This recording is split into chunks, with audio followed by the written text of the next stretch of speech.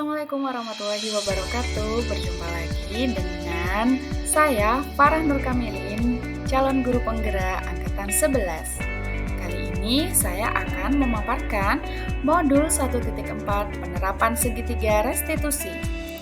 Pada tugas demonstrasi konseptual ini, saya menggunakan pendekatan segitiga restitusi dalam penyelesaian kasus yang ada di sekolah saya. Sebagai informasi mengenai segitiga restitusi, yaitu suatu proses dialog yang dijalankan guru atau orang tua agar dapat menghasilkan murid yang mandiri dan bertanggung jawab. Tahapan dari segitiga restitusi yang pertama adalah menstabilkan identitas, kedua, validasi tindakan yang salah, kemudian menanyakan keyakinan. Menstabilkan identitas. Menurut prinsip tersebut, membuat kesalahan merupakan bagian dari proses belajar, menggeser identitas kesalahan ke identitas kebaikan. Validasi tindakan. Setiap perilaku bertujuan untuk memenuhi kebutuhan tertentu. Memahami kebutuhan murid akan meningkatkan hubungan dekat dengan mereka. Kemudian, mengubah pemikiran menjadi tanggapan yang proaktif. Selanjutnya, menanyakan keyakinan. Murid akan diberikan pertanyaan-pertanyaan bermakna untuk merangsang motivasi intrinsik. Murid akan mampu mengaitkan atau menghubungkan keyakinannya dengan perilaku yang tidak benar. Terdapat 3 kasus. Yang pertama adalah keterlambatan, yang kedua tidur di saat jam pembelajaran, dan yang ketiga adalah ide yang salah.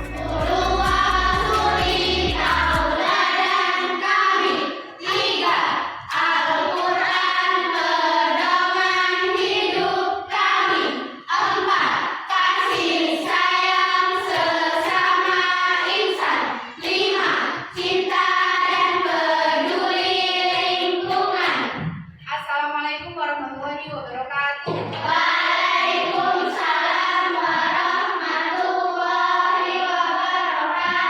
Silakan kembali ke tempat masing-masing.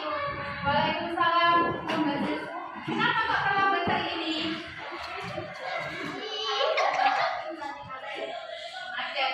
Ya, nanti jam istirahat kamu temuin Bu Farah di ruang ya. Sudah lebih banyak. Udah ketemu ya. Kenapa Mbak Seza dipanggil ke sini?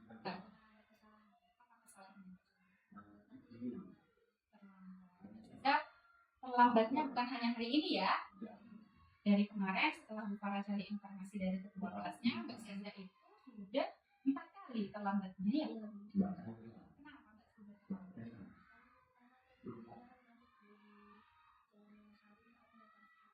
Ini di Wonosari, makanya jauh ya. Di Sukosari. Tapi terlambat sudah 4 kali, berarti dari minggu awal masuk Mbak Seza sudah terlambat. Jadi kesiangan ya berangkatnya.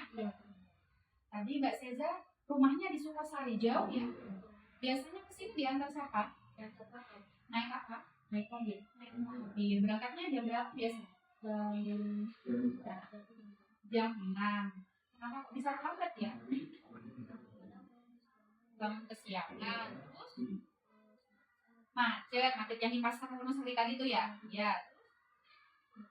Udah. Kalau orang tuanya gimana?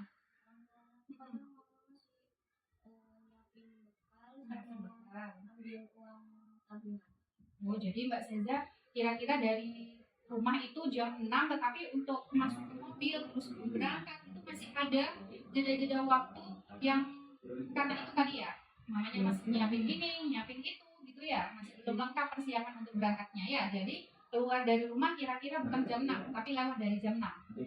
Terus macet di Pasar Wonosari ya, karena memang di situ jalurnya rame ya, karena di situ jalur rame bikin kalau misalnya kita berangkatnya kurang pagi, kita juga akan terlambat.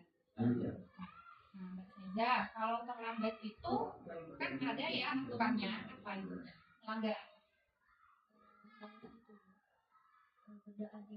Nah, harus berdoa di luar kelas. Terus apa lagi? Nah, pelajaran tilawah dan tampilnya juga bermanfaat.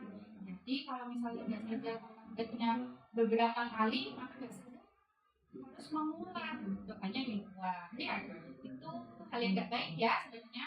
Nah, untuk selanjutnya masih ingat itu keyakinan kelas, kita harus hadir tepat waktu. Nah, kita harus meningkatkan disiplin kita sebagai seorang siswa. Jadi Mbak Seza harus berusaha. Nanti kalau di rumah bisa ngobrol sama orang tuanya, berangkatnya itu lebih pagi lagi. Jadi persiapan untuk yang dibawa itu sudah malam hari.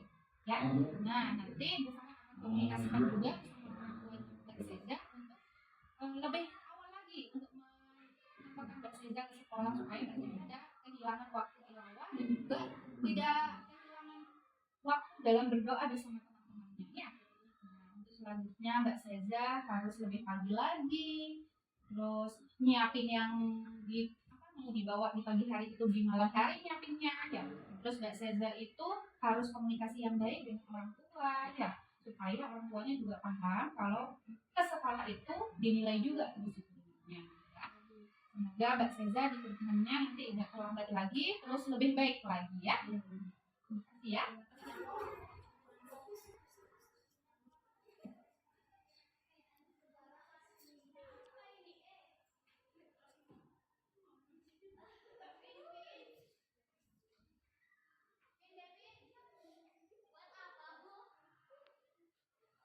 Mbak Devin, tadi sudah istirahat?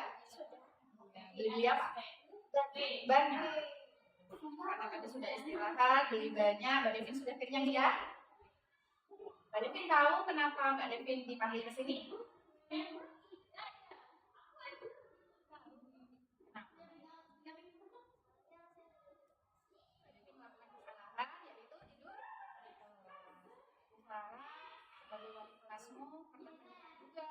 Beberapa guru mapel lainnya ketika masuk kelas di jam keempat, kelima itu biasanya Mbak Devin tiba-tiba tertidur ya.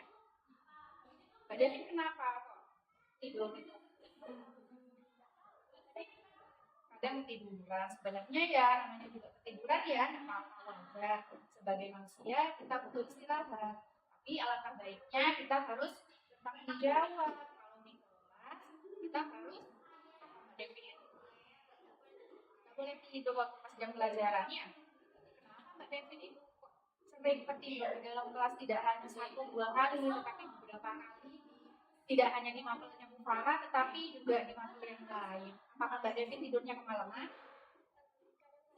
Kadang-kadang, biasanya tidur jam berapa? Jam 9, jam 10. Kalau jam 10 itu dari sore itu habisnya itu ngapain aja Mbak Devin? Belajar. Tidak megang HP. Jadi Mbak Devin ketiduran itu karena tidurnya kemalaman. Mbak Devin masih ingat kan? Kalau di kelas kita ada kelas yang kita sepakati, apa itu Mbak Devin? Dalam hal apa itu? Nah, bertanggung jawab. Kita sudah meyakini kalau bertanggung jawab di kelas itu salah satunya juga tidak tidur. Siap waktu jam pelajaran. Kira-kira kedepannya Mbak Devin tidurnya mau jam berapa ya? Biar di kelas itu tidak tiduran lagi. Jam 9 ya. Jadi aktivitas belajarnya lebih di awal lagi ya Mbak ya. Ya, jadi jam 9 harus sudah tidur, terus bangun pas subuh. Biasanya siapa yang bangun? Nah, kadang bangun sendiri, kadang dibanguni. Mbak Devin harus berupaya untuk bertanggung jawab ya, untuk bangun sendiri. Jadi tidurnya harus lebih awal ya. Bisa bangun dan bisa lebih pagi dan juga tidak tidur. Berharap Mbak Devin nanti akan lebih semangat lagi, segar lagi untuk mengikuti pembelajaran dan tidak tidur lagi. Oke Mbak Devin?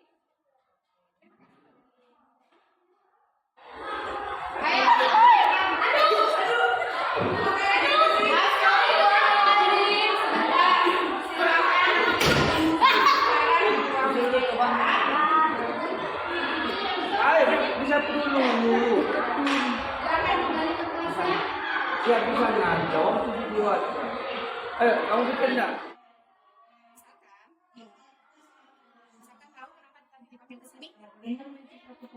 Main suka tidak. Tadi Mas Arkan sudah olahraga ya? Olahraga, habis itu cuci tangan Mas tadi ya? Coba diceritakan kenapa kamu tadi main suka tidak?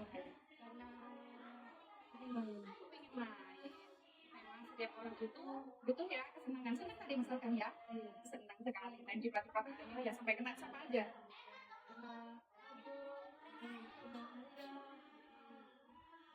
Kamu bagaimana rasanya? Marah, ya. Jadi misalkan sudah dipakai, tapi masih senang ya.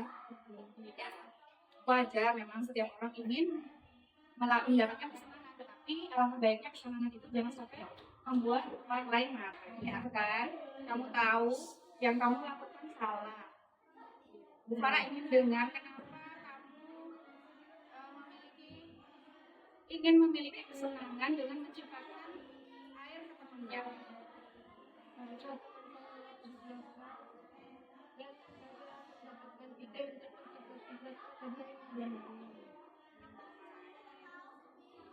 Kira-kira masih ingat keyakinan kelas kita apa ya maksudnya ya? Nah, dilarang mengiseni orang lain. Kita harus menghormati orang lain. Kita juga harus berlaku tertib. Nah, kira-kira untuk selanjutnya apa yang bisa kamu lakukan untuk memperbaiki kesalahan kamu? Ya, lalu tertib, lalu apa lagi? Dan minta maaf kepada teman. Oke, Bu Farah tunggu kabar dari teman-teman kamu kalau kamu sudah meminta maaf kepada mereka ya. Untuk selanjutnya jangan diulangi lagi ya.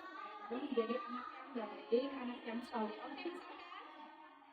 Oke, Perbaiki diri, berusaha untuk tidur lebih awal dan mempersiapkan di sore hari sehingga saya tidak akan telat lagi.